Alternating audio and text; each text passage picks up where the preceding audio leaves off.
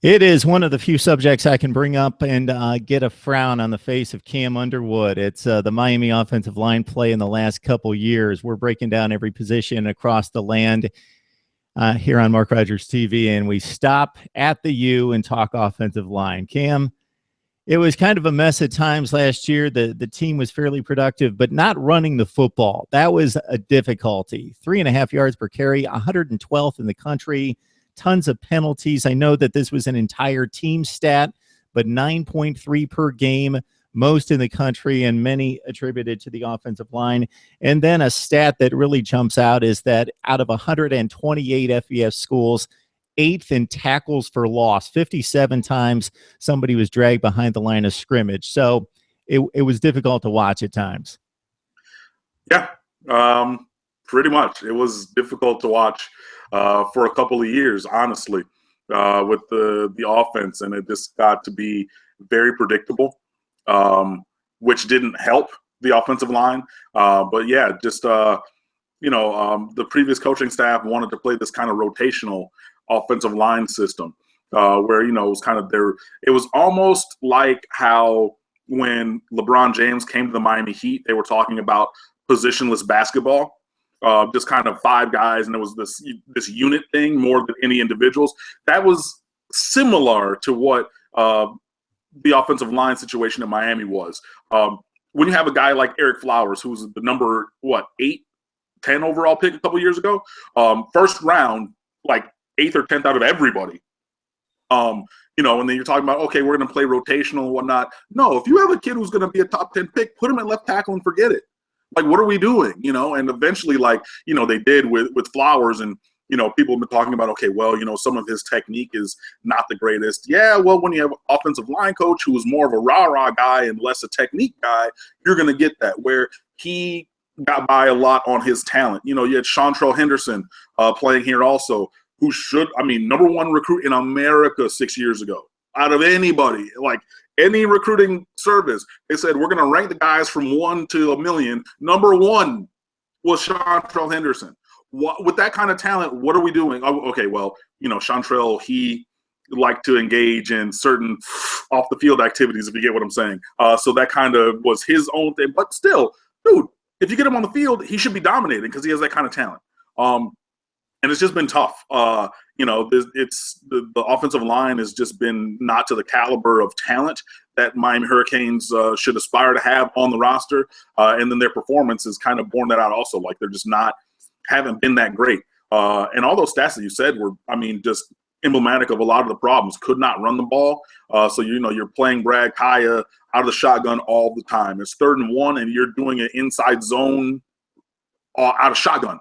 Those kind of things. And, reading a lot of the analysis of Brad Kaya through his first couple years, now, because he's a top 10 draft prospect heading into this season, his junior season, people are talking about, well, he's fading away on his throws. He's throwing off his back foot. Yeah, well, if you have a piece of paper towel as the offensive line in front of you, then you'd be fading away from your throws too. So it's, just offensive line penalties and, things like that.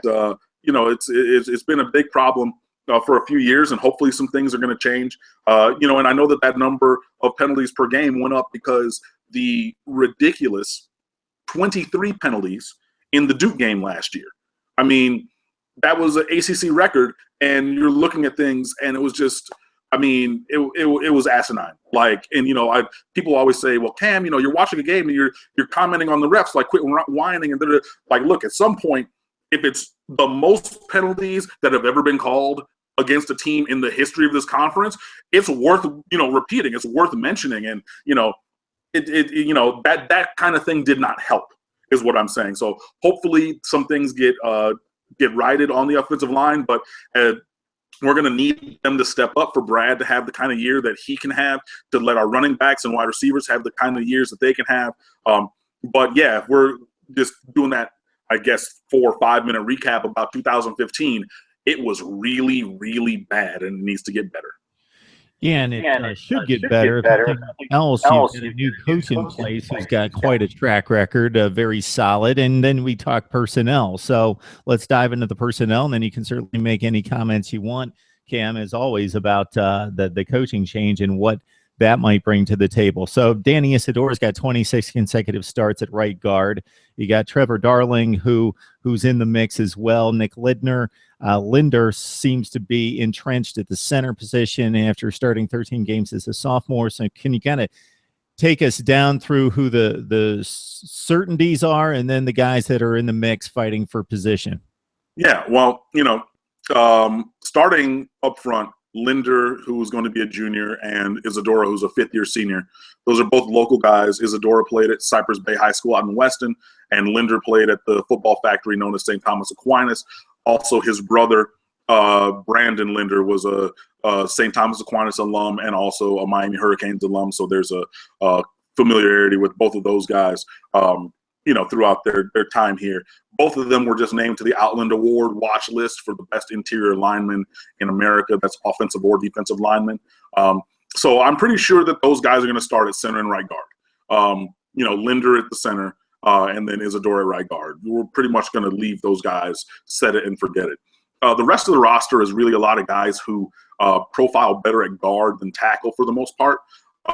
Sonny Avago is a big 6'8" Nigerian native who's been playing here for a couple of years. He's coming off of a knee injury, which kept him out of the bowl game, but he is probably the best right tackle at this point. Either him or Tyree St. Louis, who went to Bradenton IMG Academy. He could be in the mix. St. Louis is a true sophomore. He played some as a freshman. I think that Odagu probably will start the fall ahead of St. Louis. But those guys could be in the mix there at the right tackle. Odagu did start at right tackle for most of the year when he was not battling injuries. On the left side, two guys who, they're functional but not super fantastic. Casey McDermott at left guard. Shane McDermott is his older brother, who used to be a Miami Hurricane. So there's a family connection there at left guard and at center for those two gentlemen, McDermott and Linder, whose brothers also played at the U. He's from Palm Beach Central, so another South Florida kid. McDermott. He was a 5-star recruit as a tackle, but he looks better at guard and doesn't really have the kind of foot speed to play tackle like he did in high school. And then outside of him, Trevor Darling at left tackle next to him. He's, it's the best of an average group, really. There isn't really a standout person who can be that blind side protector, but, he's 6'4" and doesn't have the longest arms and can kind of let the pass rushers get into his body a little bit sometimes. So it's not necessarily like, like I said earlier when we had a Chantrell Henderson or a Eric Flowers who could be that prototypical left tackle. Trevor Darling is not it, but he's the best that we have. And he's done an okay job. So from left tackle to right tackle, you're probably looking at Trevor Darling left tackle, Casey McDermott left guard, Nick Linder center, Danny Isidora right guard, and Sonny Avago probably at right tackle, with Tyree St. Louis pushing for some playing time with that group. So I would say that that's your top 5 or 6 right now.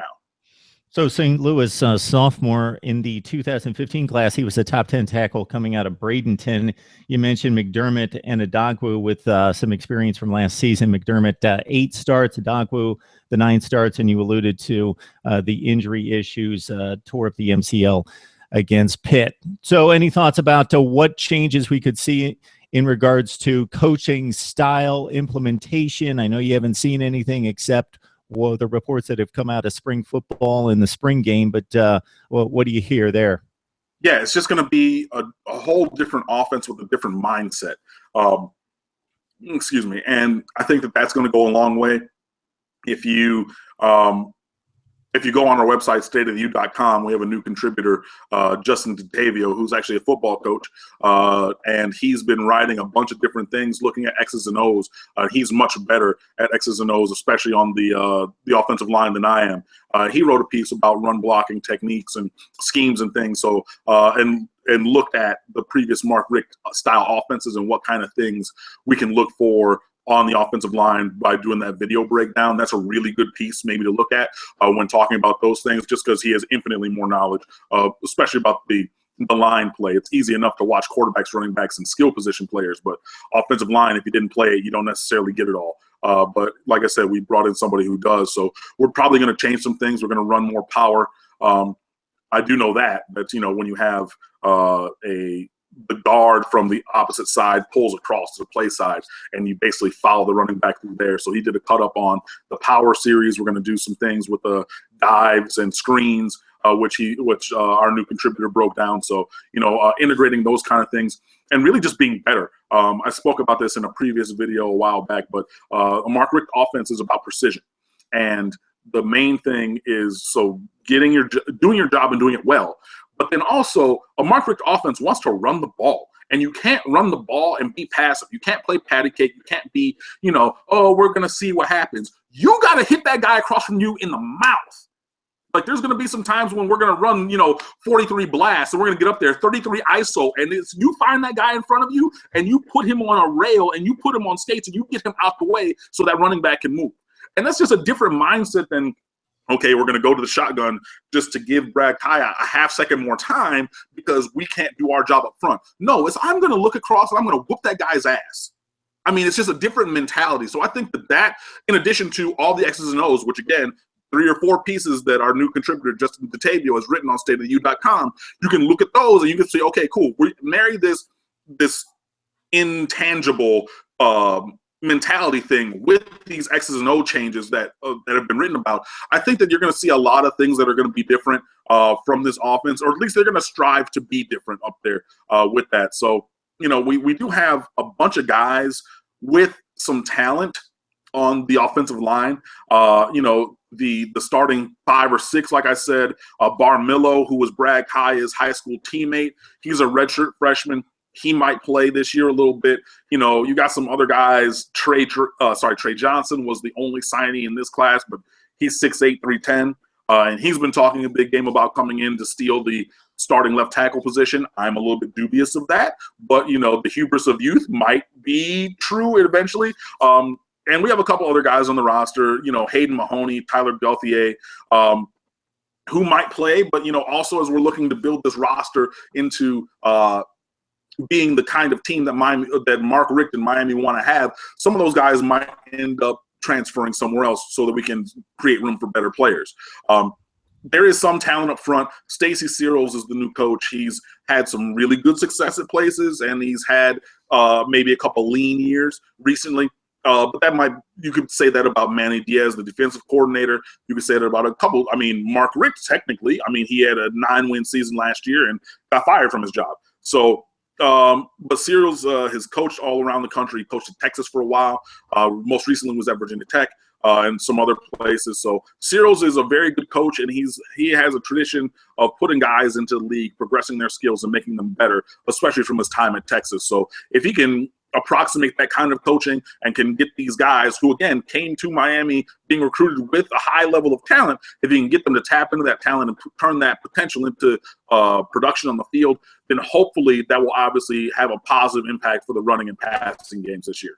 Malo was listed as the top 20 tackler coming out of California in 2015. He was highly regarded at that point. And, now that they've gotten the X's and O's guy in Searels and got rid of the rah-rah guy, maybe they bring in you, Cam, as the rah-rah guy. And my third point after that dissertation is that you of all people, and especially your university and your football program, should embrace Trey Johnson for coming in with that kind of bravado. No, you're right. When we were going through the coaching search process, I wrote the piece about Lane Kiffin being our coach. Or one of the candidates in my mind. And I started the hashtag, let's be jerks, because we're going to be, braggadocious. We're going to have that bravado. We're going to say what we want. And, we don't really care what anybody else says. So, yeah, I like the fact that Trey Johnson is that confident where he's coming in and saying, yeah, I'm going to be the left tackle. I know that there's somebody there who's played left tackle for 2 years, but I'm going to be better than him. I don't necessarily think that to be the truth. In this situation, but I love the swagger. But talk your stuff. And if you come on the campus and prove everybody wrong, awesome. If you don't, then get on your grind, work harder, and eventually that could be it. But yeah, I'm not shying away from the fact that he was wanting to have that bravado. I'm just saying that I don't necessarily agree with him on the content of his statements.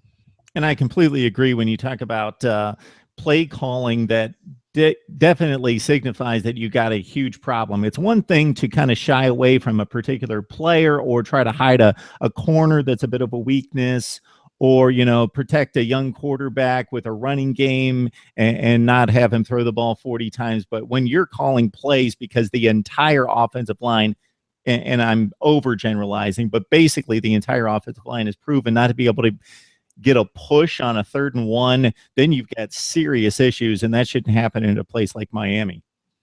Yeah, that's, you know, true. And, you know, hopefully that kind of thing changes. And I know that I'm going to touch a sore spot well, it's kind of a sore spot, but whatever. You know, last year on a 2-man rush in the Clemson game, Shaq Lawson hit Brad Kaya and gave him a concussion. Shaq Lawson, after that game, said that was the hardest he'd ever hit anybody in his entire life. And how do you get home? I mean, and Brad Kaya in the shotgun took a, you know, the little shotgun drop, like 1-2 chop steps, but it was literally get the ball, look, smack. I mean, and got there with a 2-man rush against all 5 offensive linemen. And I was at that game. I recorded that game. I came home and I'm rewinding. It wasn't that there was miscommunication. It wasn't that they were like, okay, cool, we're not going to block number 90, even though there's only 2 guys rushing. He straight whooped a double team, and the 3rd guy couldn't get there soon enough. And then he hit Brad Kaya that hard with only, again, a 2-man rush. Those kind of things can't happen. That 3rd and 1, 4th and 1, those kind of not being able to run the ball. I mean, if you look at it against, you know, Florida State, that's a game I'm not going to say easily. That's a game we definitely could have won, but we couldn't run the ball. You know, we get down to that last drive and there's, you know, Brad Kaya, and I talked about this, you know, a while ago in the quarterback video. Brad Kaya is doing play fakes to air because the running back is just, you know, either going on his route or he's blocking or whatever, but, you know, the play says play fake or, you know, do a run fake. But everybody knew, look, out of the shotgun, you're not really going to run the ball. And you're not, I mean, especially in this, you know, game situation.